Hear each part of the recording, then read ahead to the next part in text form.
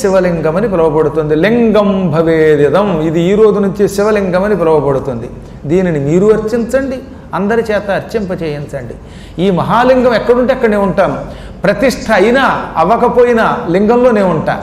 ప్రతిష్ఠ అయిన చోట నా శక్తి అనంతం, ప్రతిష్ఠ లేని చోట కొంచెం స్వల్ప శక్తితో ఉంటుంది. అని చేత మొత్తం మీద లింగం ఉంటే అక్కడ ఎంతో కొంత శక్తి ఉంటుందని చెప్పాడు ఆయన. అది ఇప్పుడు ఆలయాల్లో మంత్రశాస్త్ర ప్రకారంగా యంత్రం పెట్టి ప్రతిష్ఠించారు కాబట్టి ఇక్కడ శక్తి ఎక్కువ ఉంటుందిట. ఈ ఆలయాలు లేకుండా ఇళ్లలో పెట్టుకు చేసే లింగాల్లో కొంత స్వల్ప శక్తి ఉంటుంది. ఇక్కడున్నంత శక్తి ఇంట్లో ఉంటే ప్రమాదం కనుక అక్కడ తక్కువ రూపంలో ఉంటాను. మొత్తం మీద లింగములో నా శక్తి ఉంటుంది. ఒక్క లింగాన్ని జీవితంలో ప్రతిష్ఠించిన వాడికి సారూప్యం ఇస్తాను. 2 లింగాలు ప్రతిష్ఠిస్తే శ్రద్ధతో మోక్షం ఇస్తాను.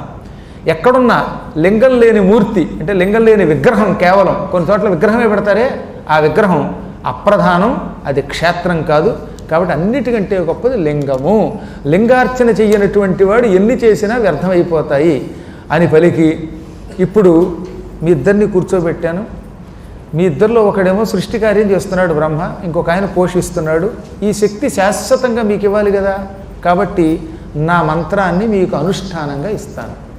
ఎంత గొప్పవాడైనా, ఎంత పరమాత్మ అయినా జీవితంలో ఒక్కసారి గురువుని ఆశ్రయించాలట. గురువుపదేశం లేనివాడు, గురువు దగ్గర మంత్రాన్ని పొందనివాడు ఎంత గొప్పవాడైనా వ్యర్థం. ఇక్కడ చెప్పిన వాటిని తెలుసుకోవాలి. ఆఖరికి బ్రహ్మైనా విష్ణువైనా గురువుని ఆశ్రయించి గురువు ద్వారా మంత్రో